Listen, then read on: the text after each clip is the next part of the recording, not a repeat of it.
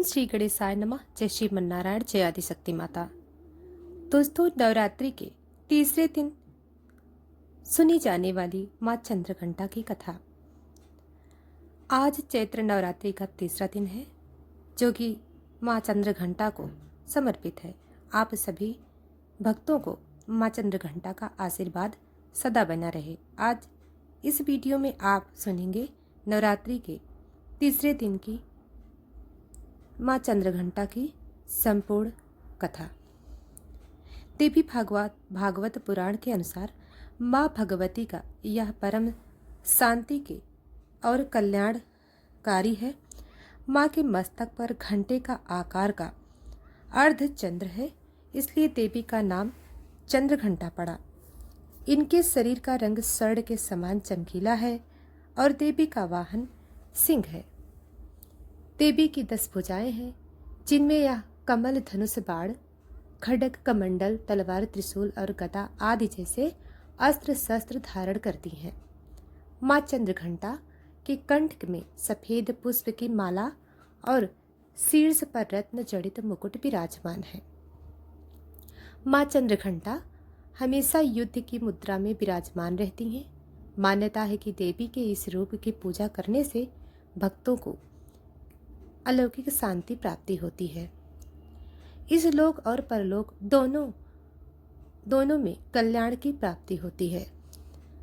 पौराणिक कथा के अनुसार एक बार महिषासुर नाम के एक दैत्य ने स्वर्गलोक पर आक्रमण कर दिया और उसने देवराज इंद्र को युद्ध में हराकर स्वर्गलोक पर भी अपना अधिकार कर लिया। युद्ध में हारने के बाद सभी देवता इस समस्या के निवारण के लिए त्रिदेव यानी ब्रह्मा, विष्णु और महेश के पास गए। वहां जाकर देवताओं ने त्रिदेव से बताया कि महिषासुर ने इंद्र, चंद्र, सूर्य, वीर और अन्य देवताओं के सभी अधिकार छीन लिए हैं और उन्हें बंदी बनाकर स्वर्गलोक पर अपना अधिकार कर लिया है। महिषासुर के अत्याचार के कारण देवताओं को अब धरती पर निवास करना पड़ रहा है। देवताओं की यह बात सुनकर त्रिदेव को अत्यधिक क्रोध आ गया और उनके मुख से एक ऊर्जा उत्पन्न हुई। उसके बाद यह ऊर्जा 10 दिशाओं में जाकर व्याप्त हो गई। उसी समय वहां पर देवी चंद्रघंटा ने अवतार लिया। भगवान शिव ने उन देवी को अपना त्रिशूल दिया और भगवान श्री विष्णु ने चक्र। इसी तरह अन्य सभी देवताओं ने भी माँ चंद्रघंटा को अस्त्र शस्त्र प्रदान किए। इंद्र ने माँ को अपना वज्र और घंटा प्रदान किया। सूर्यदेव ने माँ को अपना दिव्य तेज और तलवार दी। इसके बाद देवी चंद्रघंटा को सवारी के लिए शेर भी दिया गया। अब माँ चंद्रघंटा अस्त्र शस्त्रों से सुसज्जित होकर महिषासुर से युद्ध करने के लिए निकल पड़ी। माँ चंद्रघंटा का रूप इतना विशालकाय था, उनके इस स्वरूप को देखकर महिषासुर अत्यंत डर गया। महिषासुर ने अपने असुरों को माँ चंद्रघंटा पर आक्रमण करने के लिए कहा। सभी असुर देवी से युद्ध करने के लिए मैदान में उतर गए। माँ चंद्रघंटा के मस्तक पर विराजमान घंटे की टंकार से जाने कितने ही असुर मूर्छित हो गए, कितने भयभीत होकर भाग गए और ना जाने कितने ही असुर सुनने की शक्ति खो बैठे। तब माँ चंद्रघंटा देखते ही देखते उन असुरों का संहार कर दिया। महिषासुर अपनी पूरी ताकत के साथ देवी के साथ युद्ध करता रहा और अंत में देवी ने महिषासुर का वध कर दिया। यह देखकर देवतागण अत्यंत प्रसन्न होकर और उन्हें आकाश से देवी पर पुष्प वर्षा की। आकाश में धुंध भी बज उठी और इस प्रकार चारों ओर शांति छा गई। इस तरह देवी चंद्रघंटा ने देवताओं की रक्षा कर उन्हें स्वर्गलोक की प्राप्ति करवाई।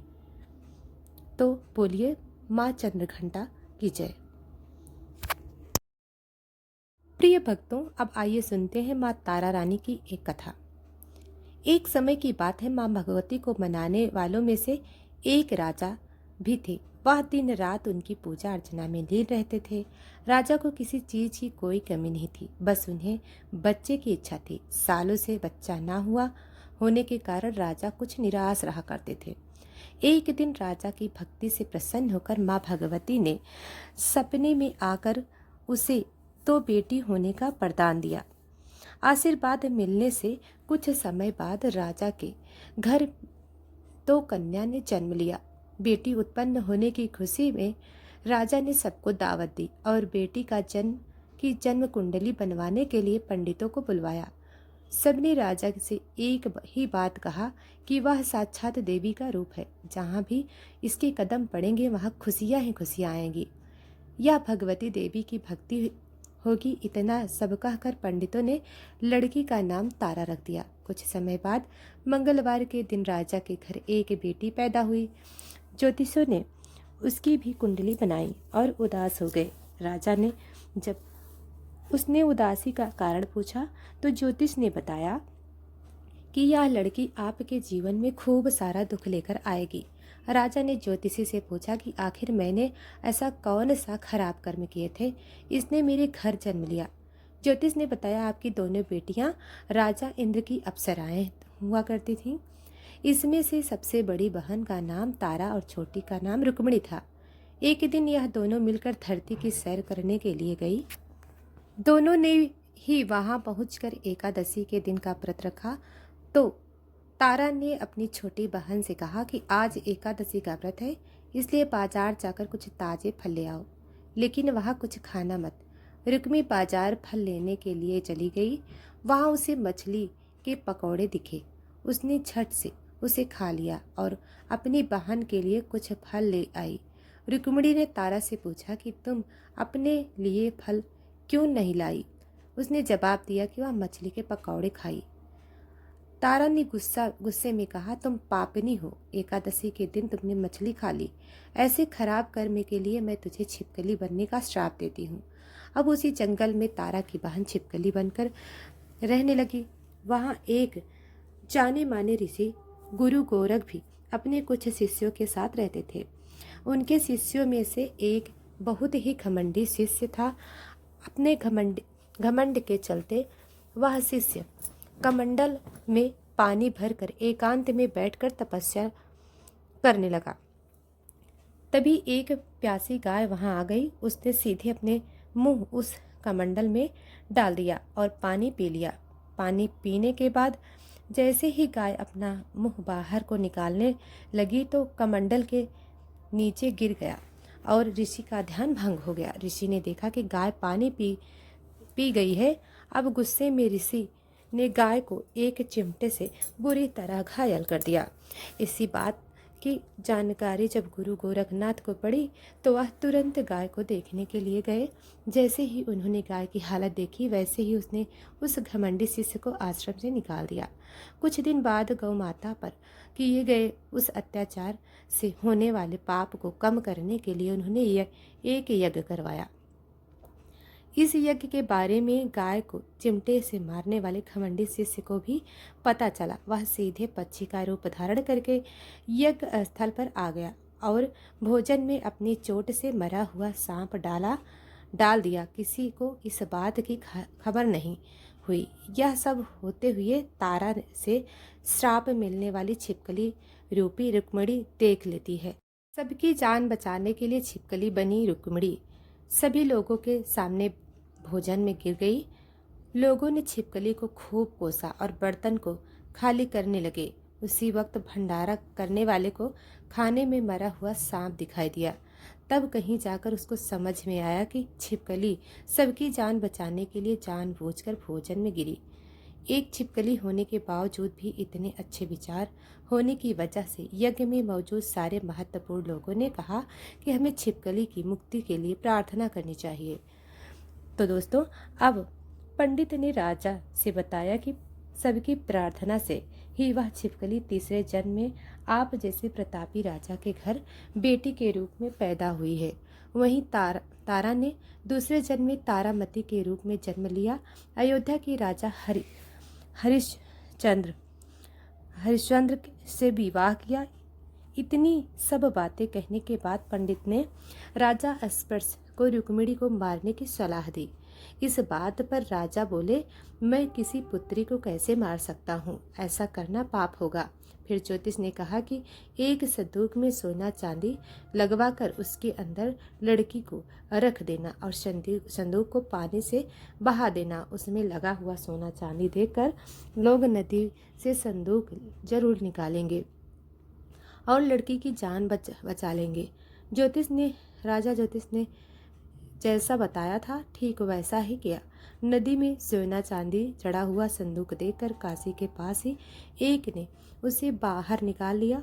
उसकी कोई संतान नहीं थी, इसलिए उसने संदूक के अंदर की कन्या को पालने का फैसला किया। उस कन्या को उसकी पत्नी ने खूब प्रेम से पाला और रुक्मिणी का विवाह कर दिया। बड़ी होते ही दोनों ने रुक्मिणी का विवाह कर दिया। रुक्मिणी की सासू माँ तारामती और राजा हरिश्चंद्र के महल में साफ सफाई का काम किया करते थे। कुछ दिनों बाद रुक्मिणी अपनी सासू माँ बीमार हो गई, जिसकी वजह रुक्मिणी वहाँ काम करने लगी। तारामती ने उसे देखा और पुराने जन्म के पुण्य के कारण पहचान लिया और उसे कहा, तुम मेरे साथ बैठ जाओ। रुक्मिणी ने बोला, मैं तो अभागिन हूँ, इसलिए आपके साथ नहीं बैठ सकती। तब तारामती ने उसे बताया, तुम पूर्व जन्म में मेरी ही बहन थी। तुमने एकादशी के व्रत के दिन मछली खा ली थी, तो मैंने तुम्हें दंड देते हुए छिपकली बना दिया। अब तुम्हें दोबारा मनुष्य जन्म मिला है, तो इस जन्म में माँ वैष्णो की पूजा करके पुण्य कमा लो। माँ की पूजा से तुम्हारी सारी इच्छा पूरी होंगी। तारामती की बात सुनने के बाद रुक्मिणी माँ वैष्णो की एक बेटे के लिए प्रार्थना करती है और कहती है कि अगर मनोकामना पूरी हुई तो वह अपने घर में माँ वैष्णो देवी का पूजन और जागरण करवाएगी। दोस्तों, देवी उसकी प्रार्थना सुन लेती है और उसे एक पुत्र देती है। पुत्र की प्राप्ति के बाद रुक्मिणी उसकी देखभाल और लाड दुलार में माँ वैष्णो देवी की पूजा करना भूल जाती है। ऐसा होते हुए 5 वर्ष बीत गए और फिर एक दिन उस बच्चे को यानी माता निकल जाती है। बच्चे को ऐसी स्थिति देखकर परेशान रुक्मिणी अपने पिछले जन्म की बहन तारामती के घर जाकर उन्हें इस समस्या के बारे में बताती है। जब तारामती ने पूछा कि तुमने माँ वैष्णो देवी की पूजा अर्चना में कोई गलती तो नहीं की, फिर रुक्मिणी को याद आता है कि उसने माँ वैष्णो देवी जागरण कराने का प्रण लिया था। यह बात याद आते ही रुक्मिणी को बहुत पछतावा और मन में माँ से कहा कि बच्चे के ठीक होते ही वह अपने घर में जागरण करवाएगी। अगले ही दिन उसका पुत्र पूरी तरह से ठीक हो जाता है। तभी माता रानी के मंदिर जाकर पुजारियों से कहा कि मंगलवार के दिन जागरण करवा दीजिए। रुक्मिणी की बात सुनकर पंडित कहते हैं कि तुम यहीं 5 दे दो, तुम्हारे लिए हम मंदिर में ही जागरण करवा देते हैं। रुक्मिणी कहती है, मुझे पता है कि मैं चमारिन हूँ, लेकिन आप मेरे घर आकर ही जागरण करवा दीजिए। माँ किसी तरह का भेदभाव नहीं करती है, तो आपको भी नहीं करना चाहिए। इस पर पंडित ने विचार विमर्श करके कहा कि अगर रानी आपके जागरण में आती है तो हम तुम्हारे घर आकर जागरण करवाने के लिए तैयार हैं। पंडित की बातें सुनकर रुक्मिणी अपनी बहन रानी तारा के पास जाती है और रानी तारामती को सारी बात बताती है। रुक्मिणी की बात सुनकर तारामती जागरण में जाने के लिए तैयार हो जाती है। इस बात को बताने के लिए रुक्मिणी तभी एक बाल काटने वाला नाव सुन लेता है। फिर वह राजा हरिश्चंद्र को जाकर सारी बातें बता देता है। राजा के मन में हुआ कि रानी को नीच जाति वालों के घर जागरण में नहीं जाना चाहिए। इसी वजह से वह अपनी उंगली काट लेते हैं, जिससे उन्हें नींद ना आए और रानी जागरण में ना जा सके। जब जागरण का समय होता है तब भी राजा को जागते हुए देखकर रानी मन ही मन माँ वैष्णो देवी से प्रार्थना करती है कि महाराज को नींद आ जाए ताकि मैं जागरण में जा सकूं। रानी की प्रार्थना करने के कुछ ही देर बाद रानी को नींद आ जाती है। फिर रानी तारामती रोशनदान से रस्सी बांधकर महल के नीचे आकर रुक्मिणी के घर चली जाती है। इसी जल्दबाजी में रास्ते में रानी का रेशमी रुमाल एक पांव का पायल गिर जाता है। इधर कुछ वक्त बाद राजा हरिश्चंद्र की नींद टूट जाती है। नींद टूटने पर रानी को अपना पास न देखकर राजा उनकी तलाश में निकल जाते हैं, लेकिन रानी को ढूंढते ढूंढते उन्हें रानी का रुमाल और पायल मिला। रानी की चीज़ों को अपने साथ लेकर राजा जागरण स्थल पर पहुँचे और एक जगह चुपचाप बैठकर जागरण सुनने लगते हैं। माँ वैष्णो देवी के जयकारे के साथ जागरण खत्म होता है और सभी को प्रसाद दिया जाता है। तब रानी अपने हिस्से का प्रसाद को झोली में डाल लेती है। रानी के ऐसा करने पर लोग उनसे पूछते हैं कि वह प्रसाद क्यों नहीं खा रही। अगर आप प्रसाद का सेवन नहीं करती तो जागरण में आए लोग भी प्रसाद नहीं खाएंगे। तब रानी बोली कि वह प्रसाद राजा के लिए था, अब आप मुझे प्रसाद दीजिए। फिर अपने लिए प्रसाद लेकर रानी सबके सामने खा लेती है। रानी के प्रसाद खाते ही जागरण में सभी भक्तों ने प्रसाद खाया। इसके बाद रानी महल के लिए निकल जाती है। तभी रास्ते में राजा ने उन्हें रोककर पूछते हैं कि तुमने नीच जाति के घर प्रसाद खाकर खुद को अपवित्र कर दिया है। तुमने मेरे लिए भी प्रसाद रखा है, अब तुम उससे मुझे भी अपवित्र करना चाहती हो। अब मैं तुम्हें अपने महल में नहीं ले जा सकता। यह बोलते हुए राजा रानी की झोली को देखता है। तब उन्हें प्रसाद की जगह गुलाब, चंपा, अनेक जैसे फूल और कच्चा चावल व सुपारी दिखाई देती है। इस चमत्कार को देखकर राजा हैरान हो जाते हैं। फिर राजा चुपचाप रानी के अपने साथ ले जाते हैं। वहाँ रानी बिना किसी चीज के राजा के सामने दीपक जलाकर राजा हरिश्चंद्र को हैरान कर देती है। फिर रानी बोली, हे महाराज, माता के दर्शन करने के लिए बहुत बड़ा त्याग करना पड़ता है, इसलिए आपको अपने बेटे की बलि देनी होगी, तभी माँ दुर्गा आपको साक्षात दर्शन देंगी। यह सुनकर राजा के मन में माँ के दर्शन की इच्छा होने लगी, जिसके लिए राजा ने अपने पुत्र की बलि दे दी। बलि देने के बाद माँ दुर्गा शेर पर सवार होकर प्रकट हो जाती हैं। उन्हें देखकर राजा हरिश्चंद्र काफी खुश हो गए और माँ दुर्गा ने तुरंत राजा के बेटे को जीवित कर दिया। इस चमत्कार को देखकर राजा हरिश्चंद्र प्रसन्न हो गए। तभी राजा ने माँ की पूरी विधि से पूछा करके उनसे अपनी गलतियों की क्षमा मांगी। माँ दुर्गा ने भी राजा को खुश रखने का आशीर्वाद दिया और अंतर ध्यान हो गई। अब राजा ने तारा रानी से कहा कि मैं बहुत प्रसन्न हूँ कि आप मुझे पत्नी के रूप में आप मिली। फिर राजा हरिश्चंद्र, तारा रानी और रुक्मिणी तीनों अपनी मनुष्य योनि से छुटकारा पाकर देवलोक में चले जाते हैं।